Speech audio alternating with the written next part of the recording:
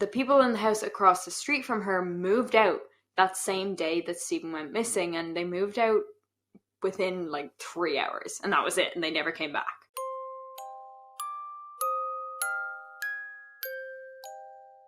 Hey guys, welcome back to my channel. If you're new here, please do subscribe, and if you're old here, hello again.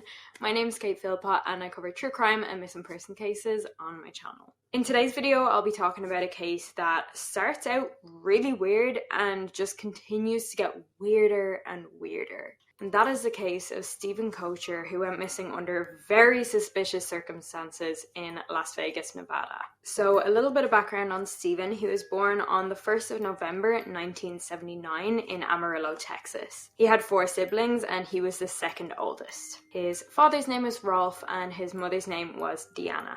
And they were a very religious family. In fact, they were all devout Mormons. So naturally that meant they had very strong views, very strong beliefs, and also very strong values in that they didn't drink, they didn't smoke, they didn't even drink coffee. They also had a strict law of chastity as well. And Stephen as a person was very unproblematic. He was known to be very positive, very enthusiastic overall, and he was creative, he wrote songs, and overall, he was just a really good person. Now, one of the main things that Stephen was, I suppose, working towards or striving towards was finding the love of his life and starting a family. He was 30 years old and still single, and not that there's literally anything wrong with that, but for him, it meant a lot to him to find someone and to start that part of his life. But he did find it quite difficult because, naturally enough, he was picky. He wanted the right person. He didn't just want to settle for less than he knew he deserved. Stephen graduated with a degree in communications and actually went on to perform missionary work in Brazil. He had a few different jobs over the years, different office jobs, advertising related jobs, some freelance writing work with a newspaper, and after a while of living in Salt Lake City, he decided that that part of the state was just too cold for him, so he moved south a little bit and moved to St. George. He rented a room in a house owned by a man called Brett Bishop, and Stephen lived there with his housemate who had moved in 2 to 3 months before Stephen, and his name was Jordan Zirkle. Now, Jordan was very different to Stephen. He was more the type to, drink, smoke some stuff. He had friends over a lot, that kind of thing. So Stephen kept to himself quite a bit in this living situation, mainly because those kind of activities just didn't align with his faith, so it just didn't really make sense for him to be too buddy with Jordan. Not that they didn't get along or anything, but it was just, again, Stephen had different jobs here and there, but at the time of his disappearance he was working at this window washing company, basically handing out flyers. But this certainly wasn't full-time work, and this was also right around the time of the recession. And St. George in particular was hit really badly. So as you can imagine, with money being quite tight for a lot of people, window washing was not the first thing that they were putting their money towards. In fact, it was pretty far down the list. Therefore, even though Stephen technically had work, it wasn't even enough to cover his expenses. In fact, it wasn't even nearly enough. So by the time he disappeared, he was actually a few months behind on his rent. And you can only imagine how stressful that would be. But again, what we know about Stephen is that he was incredibly enthusiastic, incredibly positive. So even being faced with a major life difficulty like that, he kept hopeful. He knew that if he just handed out enough CVs, applied for enough jobs, something would fall into place. But unfortunately, these applications were rejected a lot. Just rejection after rejection after rejection, which after a while just gets too much. And still, even though he was in such deep financially, he wouldn't accept handouts from his family. He just couldn't do that. There was one check that he received from his grandmother, but he never actually cashed it. And naturally, this makes things very worrying for his family, because only a few days before he went missing, Stephen's landlord, Brett Bishop, called his parents and told them, hey, Stephen's months behind on the rent. I'm kind of concerned, what's the story? And this was in the first week of December, bearing in mind Stephen went missing on the 13th of December 2009. But let's just look at that last week or so before he went missing, because There was some really unusual activity on Stephen's part.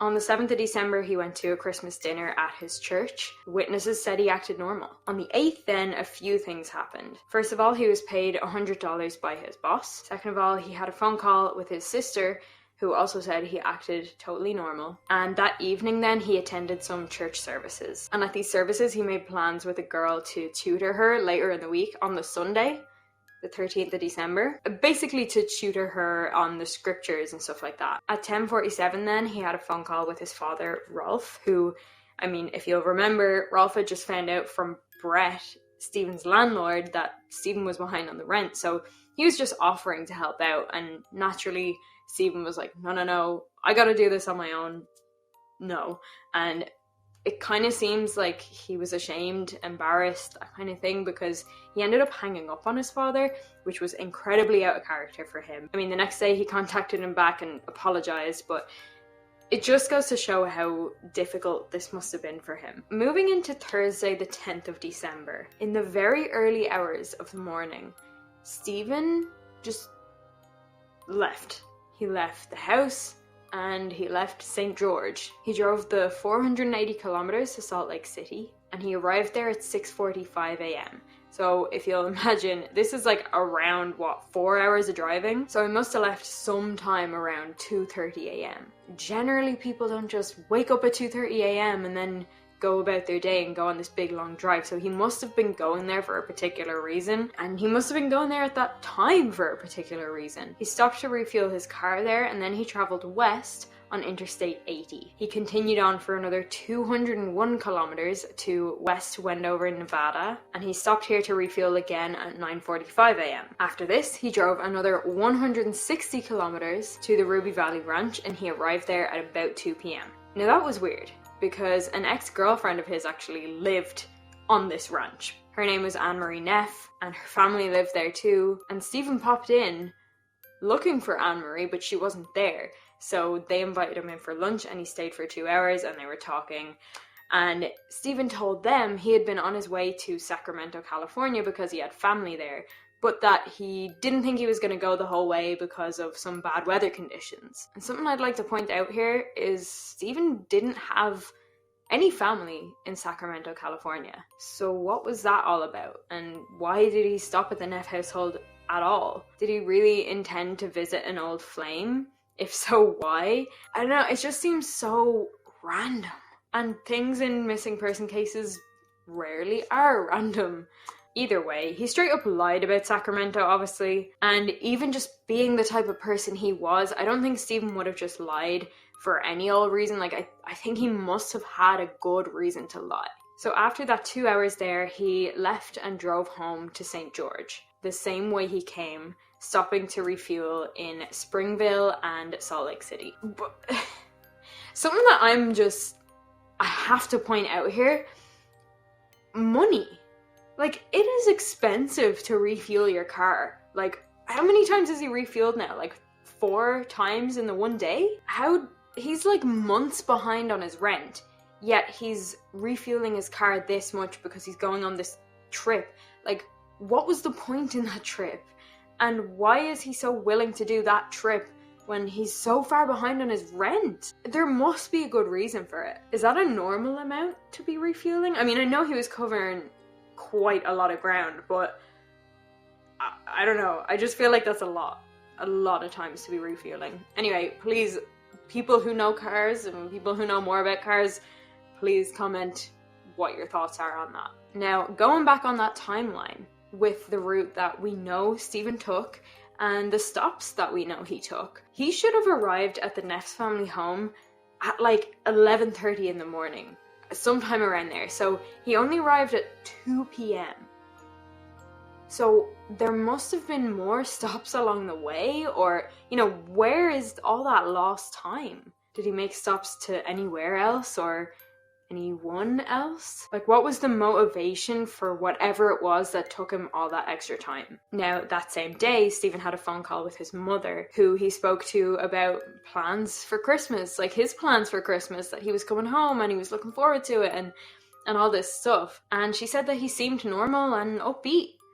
And, really weird, he didn't even mention this, 15-hour round trip. I don't know, that's a total guess, but I haven't calculated it, but like this crazy long trip that he took that day. He also had a phone call with his sister that day, and she also said that he seemed normal, and he also didn't mention the trip to her either. It's just pretty wild. But even though this crazy big trip happened, that wasn't even the day that he disappeared. Right, because he actually arrived home that night. Now, the following day, the 11th of December, he spoke on the phone to his ward's bishop. And the bishop had been trying to help him find work and sort him out for something. And he said that he most likely had something for him in the new year, which is looking good, right? He's got prospects, he's got things that seem to be coming up. Work opportunities, job opportunities, that kind of thing. The following day, on the 12th of December, Stephen left for yet another road trip. Now this time his phone pinged near a cell tower in Overton, Nevada, at the north end of Lake Mead. And we don't really know a whole lot until that evening at about 5:04 p.m. when he bought some snacks and refueled the car at a convenience store in Mesquite, Nevada. At 7:58 p.m. then he went to Kmart in St. George, his hometown, and there he bought some Christmas gifts. At about 10 p.m. then his neighbors saw him arriving home. 10 p.m. It had been 2 hours since he'd been in the Kmart in his hometown. What took him 2 hours to get home? Surely he must have made another stop that we just don't know about. Unless he was just sitting in his car in the car park. But what's stranger again is that only half an hour after he got home that night, he was seen leaving again. Whatever he was doing must have been more important than sleep. And the next thing we know then is at 7:52 the following morning, this being Sunday the 13th of December, and he gets a phone call. The phone call is from a guy called Greg Webb, who was part of Stephen's church, and he asked him to fill in for him at a church meeting at 11 a.m. And Stephen was like, well, I'm actually in Vegas at the moment, but if you really need me, then I can come back. And Greg said, you know what, actually I'm in Vegas too, so don't worry, I'll make the trip. And during this phone call, Stephen's phone pinged off a tower in Vegas, so looks like he was telling the truth. So Stephen is in Vegas, 240 kilometers away from his home. Why though? The next record of him is at 10:53 a.m. when another guy from his church called him, and he asked Stephen if he could do some announcements at their church at 1 p.m. But again, when Stephen told him he was in Vegas, the guy said not to worry about it. And during this phone call, Stephen's phone pinged off a tower also in Vegas. A different tower, but still in the same general area. So what was he doing here? It didn't look like he was on the move. He was staying relatively within the same area. He might have moved maybe a few minutes away, but nothing crazy. And I'm also really confused about his sleep. Because the previous day he had done who knows how many hours of driving.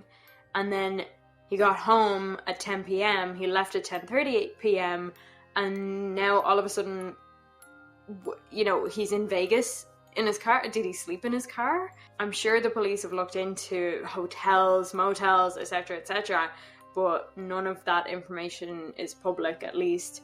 So, I don't know, unless he slept in his car or something. But even if so, like, that just begs the question of why? Like, why did he have to go to all this trouble to the point where he had to sleep in his car? Do you know what I mean? Like, it's just so bizarre. And this is all just the lead up to his disappearance. So he hasn't even gone missing yet, and it's already so strange. But everything I've already told you just leads right up to this next part. The last known whereabouts of Stephen Koecher. Or at least Stephen's car. But most likely Stephen.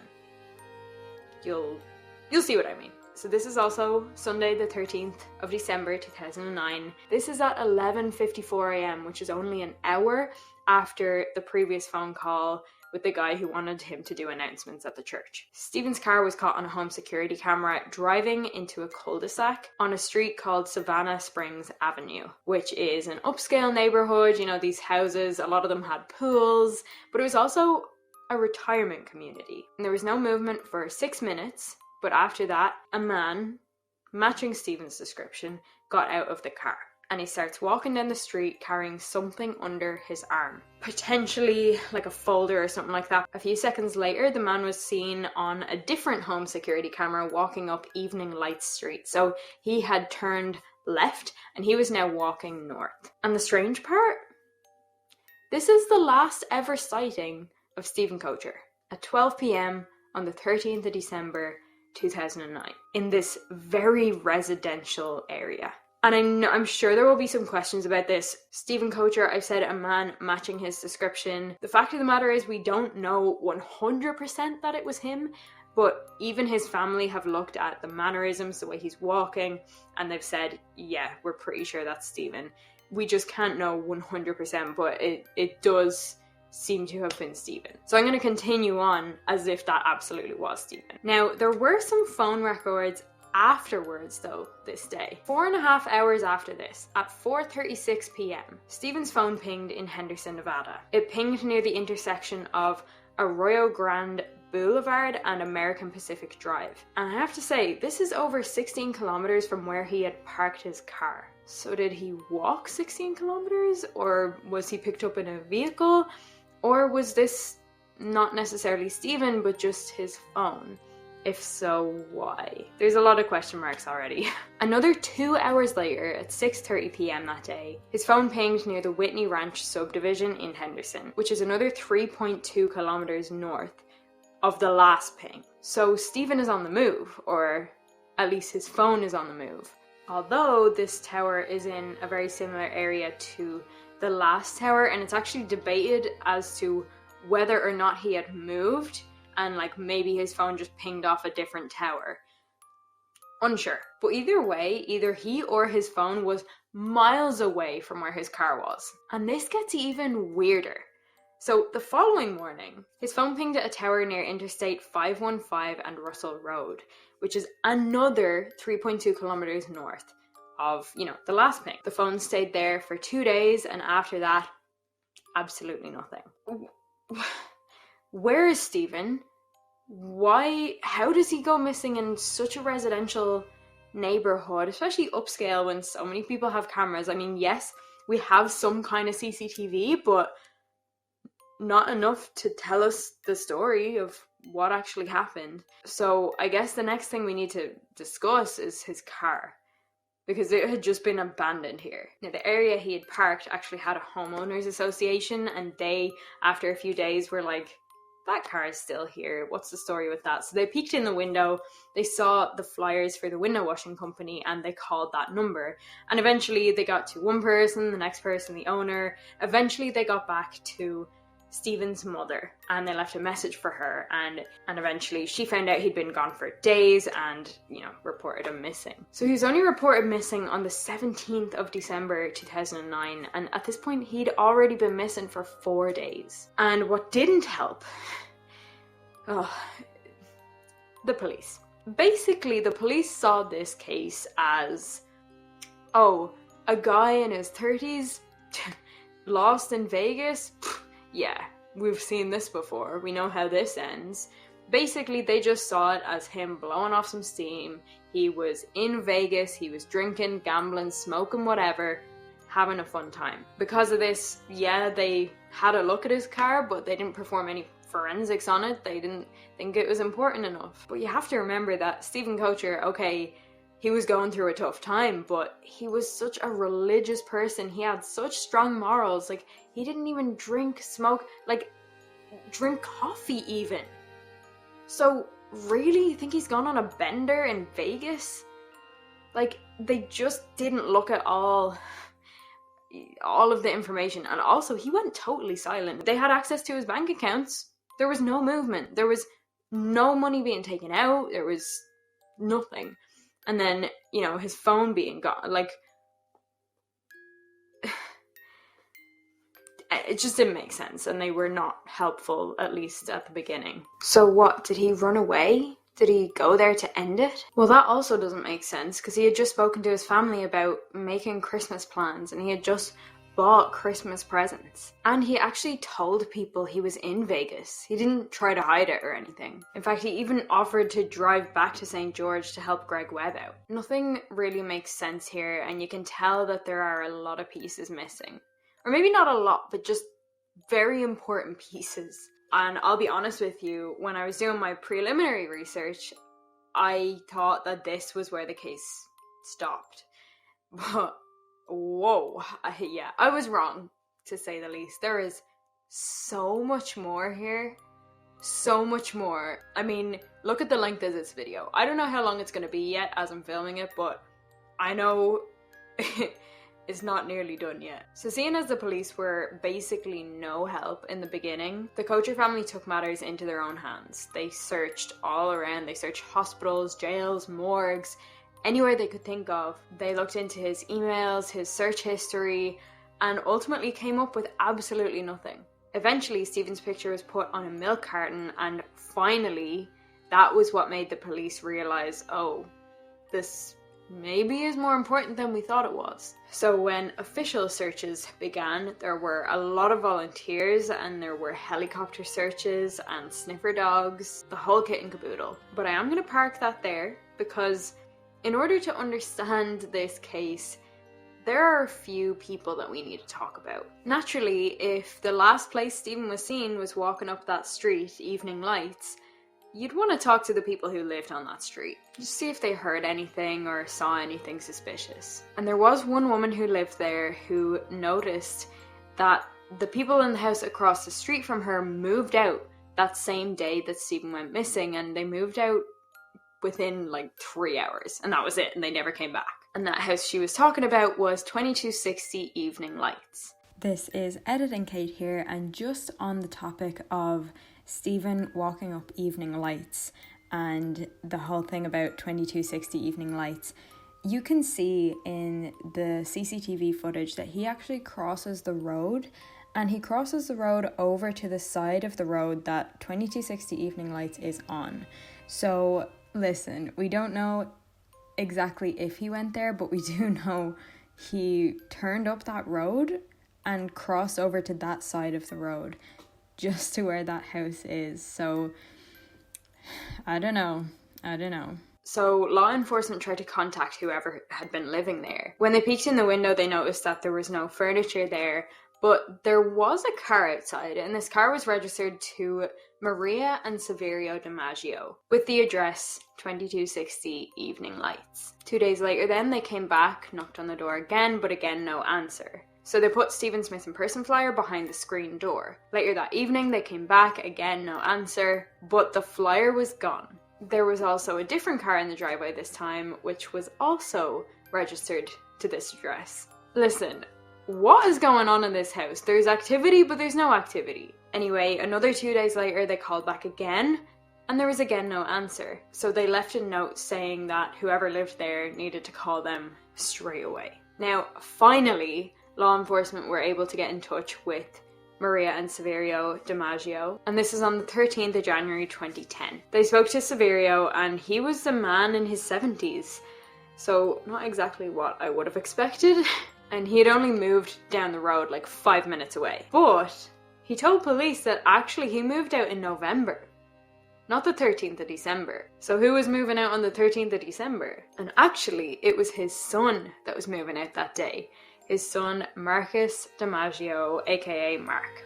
He had been living there in what they called a casita, which is basically like a mini house behind their house, which makes sense, you know, when they peered in, there was no furniture, but that's because nobody was living in the main house, but he was living in a house behind the house. But police were like, hey, Saverio, we need to talk to your son. And it was still another 2 weeks before they actually made contact with Mark. But regardless, they made contact with Mark. Mark was 41 years old. He was known as a bit of a troublemaker. He would play loud music, usually into the night, usually metal. He'd received a charge of disturbing the peace at one point, and it's also rumoured that he has history of drugs and domestic violence. So, you know, not the cleanest record. Regardless, police showed him Stephen's picture, and little weird what he said. He said, I can't say that I've seen him, which is just super vague. But police definitely noticed that when they spoke about Stephen Koecher, he got so nervous. Just awkward, uncomfortable, nervous. So this kid went from super vague to super suspicious. He also refused to tell police where he lived now, because obviously he'd moved out of the casita and, you know, into another place. He refused to tell them where he lived. Also super suspicious. And he said it was for safety reasons, but I mean, come on. Police looked into him further after this, and they found out that Mark owned 4 properties in the Pahrump area. But at one of the properties he owned, police spoke to a woman who lived nearby in the area and showed her Stephen's picture, and she said she recognized him, which was very interesting, although she couldn't put her finger on where she knew the face from or why she knew it. So that may or may not be significant, but it's definitely interesting. Now here's where things get really weird, like weirder than weird, because we've got a lot of tips that come in from Angela, or 2 Angelas. You'll see. I don't even know how to explain this, like, provisionally. So a woman called Angela DiMaggio, I know, reported to the police a place that Stephen could well be. It was basically this small desert area. Detectives searched that area, but to no avail. But the weird thing was, when they looked into Angela DiMaggio, like, she had nothing to do with the DiMaggio family. Like, you know, Maria and Saverio DiMaggio and Marcus DiMaggio. This Angela had, like, nothing to do with them. There was no close relative, no distant relative. They just, like, didn't know who this person was, which is so strange. But after this, there was someone who'd called in some partly anonymous tips called Angela. And we don't know if that's Angela DiMaggio or a different Angela. We don't know. But this Angela, over the course of the next few months, started giving some wild tips regarding Stephen Koecher's disappearance. On the 14th of April 2010, she said that a friend of hers had seen Stephen on Las Vegas Boulevard just bragging about being the guy on the milk cartons. And Angela said that she had a few friends who lived in Sandy Valley, and they all knew this guy as Steve. A few days later, Angela gave them a tip that this Steve mentioned some guy called Philip who lived on Hay Farm. So the police went and found this Philip guy, and he did exist, but he had no idea who Steve was, and he didn't even recognize Stephen's picture. Another few days later, this Angela told police that Steve knew they were onto him, basically, and he fled to another spot, a spot in Amargosa Springs. I'm sorry, who the f*** is Angela? And why does she know so much about Stephen, yet at the same time knows nothing about Stephen or his disappearance? Like, what is going on here? Like, she knows so much, but without being able to actually help. Is she purposely trying to throw them off or something? And if so, why? But the weird thing about Angela is, I mean, pretty much everything that she said was true, if you exclude the things that she said about Stephen himself. If anybody has any theories about Angela, please leave them below, because this has honestly floored me. Now, we are going to go back and forth in the timeline a little bit, so from here on out, just make sure you're paying attention to the dates that I mentioned. Alright, so the next person we really need to talk about is Brett Bishop. This is Stephen's landlord. And I do have to briefly bring it back to 2005, when there was this major investigation going on because of a stolen Porsche. It was stolen from a dealership in Scottsdale, Arizona. I mean, this car was worth over 100 grand. Pretty nice car, and there were a bunch of other cars being stolen around that area around that time as well. And in August 2009 then, law enforcement got an anonymous call telling them to check an address in Orem, Utah, and an address in St. George, Utah. And interestingly, both of these addresses belonged to Brett Bishop. And yes, if you're wondering, the address in St. George was the house that Stephen ended up living in later that year. And the other address, the one in Orem, Utah, was the house that Brett literally lived in. And when they checked the Orem address, Brett was actually out of town. So they ended up getting a search warrant, and lo and behold, they found the Porsche. The Porsche that had been stolen in 2005. But that was not the only sketchy thing they found there. Like, trust, you are not going to believe what I'm about to say. I'm going to read this out, because, like, there's no way I'm going to remember all this shit, but strap in, baby. Okay.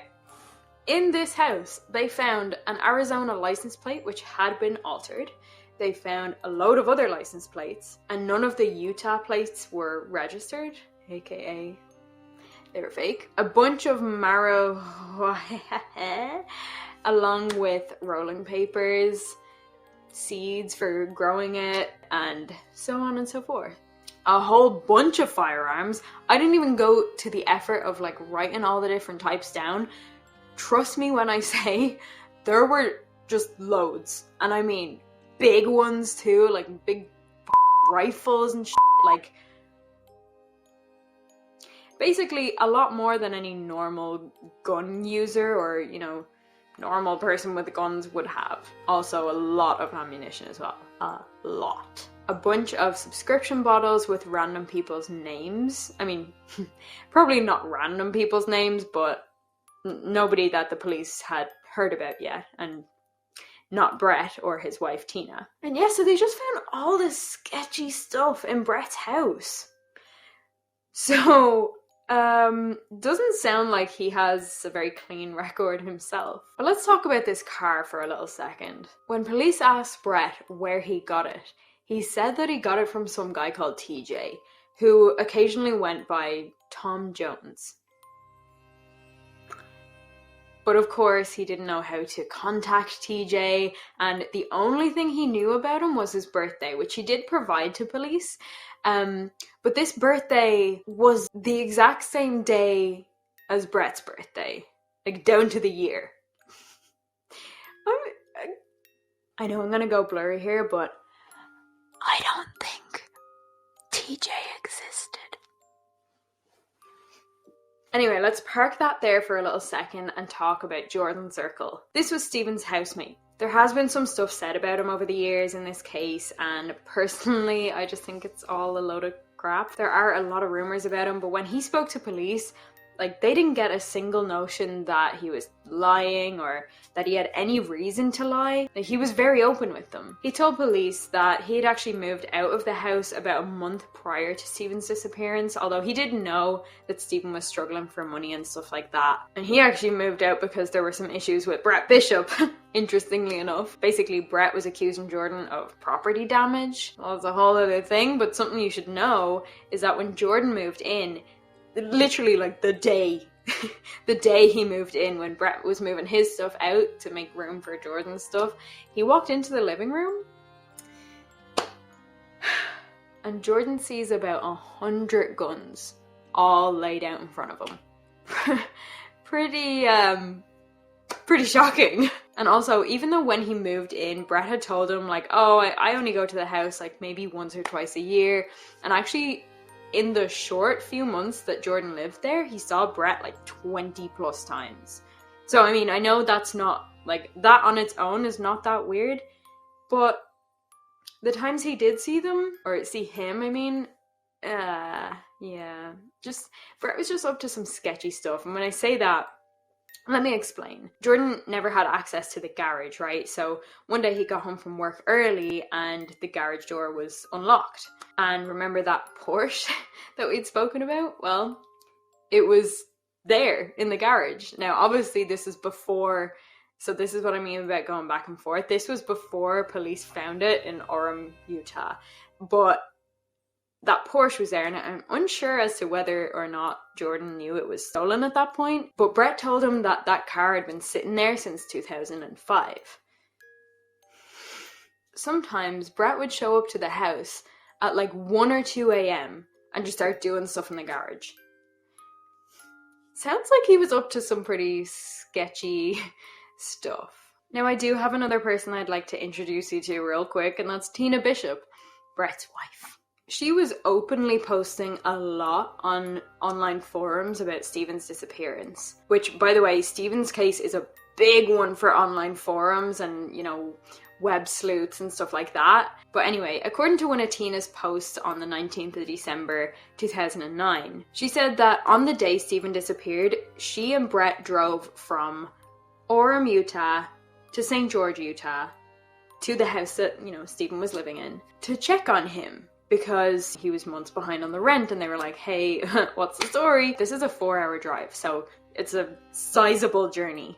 That'll be important in a sec. But in another post, Tina spoke about how Brett and her really weren't concerned at all about Stephen paying the rent because Stephen and Brett had made some kind of arrangement. Also, the phone records between Stephen and Brett on this day or like the days leading up to it really don't suggest anything.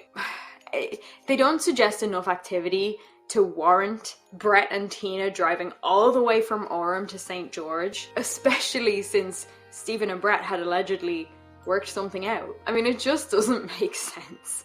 And on top of this, Brett had told police that even though Stephen was behind on the rent, he wasn't going to evict him because he knew that Stephen was the type of person who, you know, as soon as he had the money, he would pay up. But then, if he was so unbothered, why call Stephen's parents a few days prior, letting them know that Stephen was behind on the rent? Like, that doesn't sound very not concerned to me. Yeah. Something is not adding up here. I will also say, Tina shoved a whole lot of blame on Jordan in those posts, with no real good reason. So that's kind of interesting. Is she simply trying to get people to look the other way? Who knows? So let's talk about the theories, because trust me, there is a lot for me still to say. The problem is though, pretty much every theory has some kind of contradiction. So that's why it's going to be really, really important for you to share your opinion on this, because, I mean, the first theory is that Stephen ran away. I mean, yes, he was really, really struggling financially. He was months behind on his rent. Maybe that financial stress was just too much for him and it just came on top of him all of a sudden. But then what? Is he just homeless now? You know, how do you run away from financial stress? Where is he if he ran away, and how would he get back up on his feet without that close network? What doesn't make sense about the runaway theory is that he offered to come back that day. Remember with Greg Webb, he offered to fill in for him. He's like, oh yeah, look, I'm in Vegas, but if you really need me, I can come back. Why would he tell somebody where he was and actually offer to come back if this was his escape? I mean, it just doesn't make sense. Also, he had made plans for Christmas and he was excited about those plans. He spoke to his family about what they were going to do and he was looking forward to it. Also, his groceries were almost fully stocked up. So especially for somebody who is in such a difficult financial position, you know, to be fully stocked up, you're not going to do that if you're planning on running away. And if you do that, then you're going to bring food with you, I presume. Okay, listen, I accidentally knocked into the camera and it's probably in a totally different position now, so I apologize. He had also bought Christmas presents. I'm sure he had every intention of giving those presents to the people that they were for, and his family just do not believe that he would have done that to them. The next theory is that he took his own life. This is also a theory because of the financial stress. Maybe it really just got too much for him and he had to just end it. I mean, financial stress is the type of thing where you can be absolutely fine and optimistic one minute, and then the next minute you're just like, oh my god, I'm never going to get out of this. And it can just feel like the whole world is falling in on top of you. But then again, we have the same arguments as before. He told people where he was. He offered to come back. He had Christmas plans and Christmas presents. Also, it doesn't explain the long road trips beforehand. Like, why visit the ex-girlfriend's house? And if this had been the case, wouldn't they have found him by now? I mean, he went missing in 2009.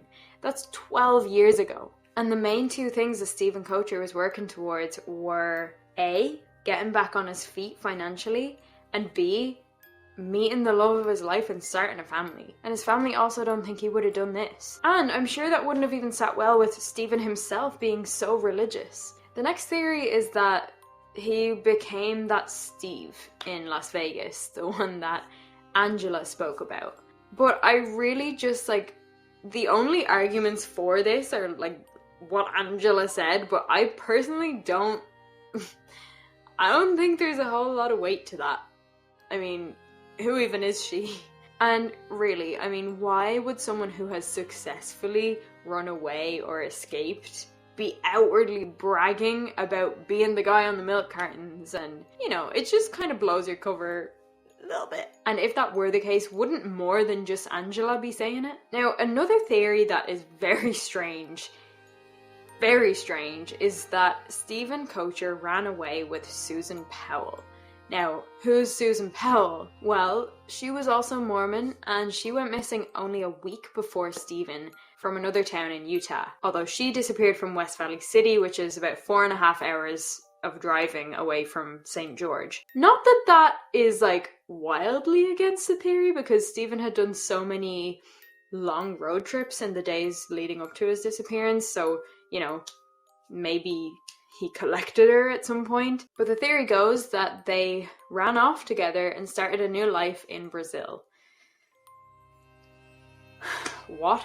I mean, that's all there is to it, really. And I believe this theory first came about from Susan Powell's father-in-law.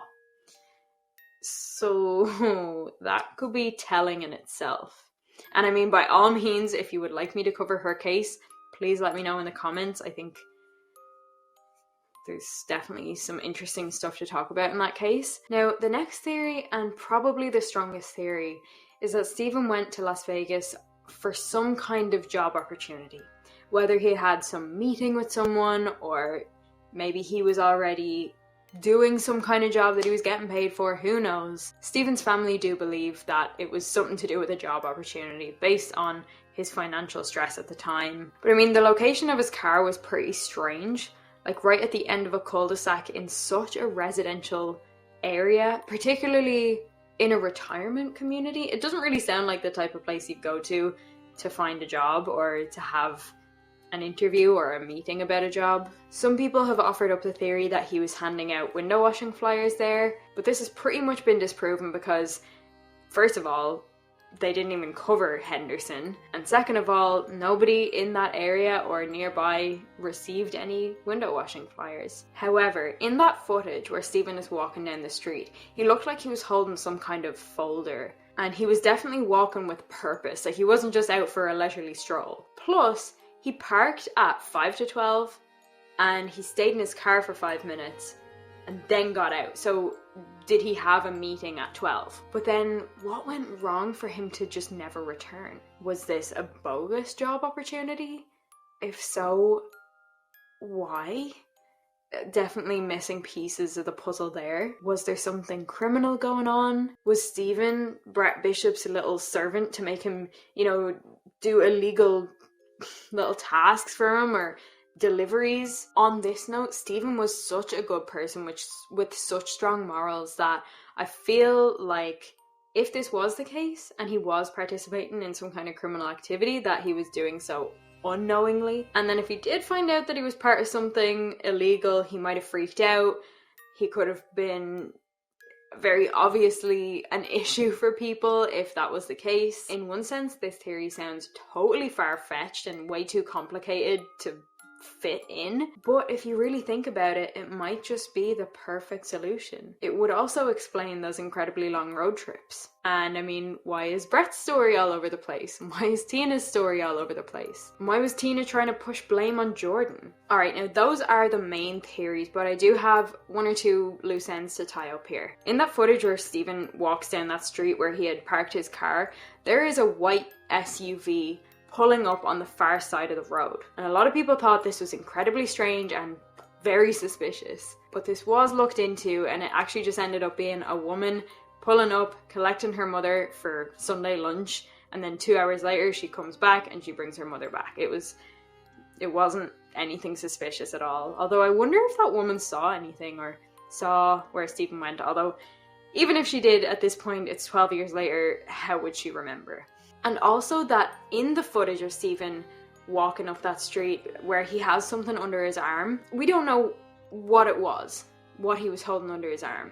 It kind of looks like a folder, but then some people have looked at that footage and when he turns a little bit, you can see it from a different angle, and actually it looks way bigger than a folder, so maybe it was something totally different. And ultimately, we really don't know, but it's just a very unusual situation. It might not be a folder, but I mean, I don't have any answers on what it is. But that's about it, guys. Stephen Koecher has still never been found. His phone hasn't been found, and ultimately we're left with just a bunch of questions. Although I personally feel that this case is solvable.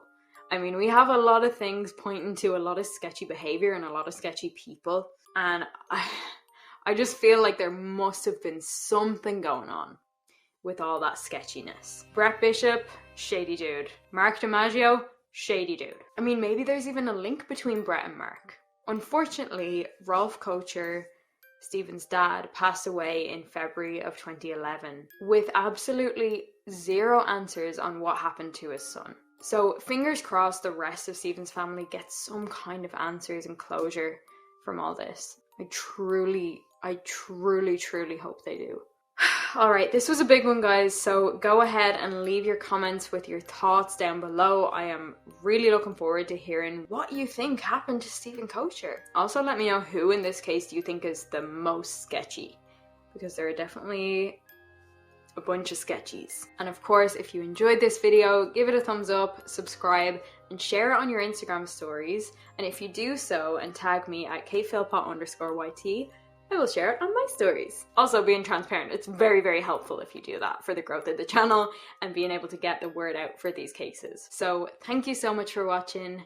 You are an angel sent from heaven above, or whatever the hell you believe in. I love you. I will see you in the next one. Bye, guys.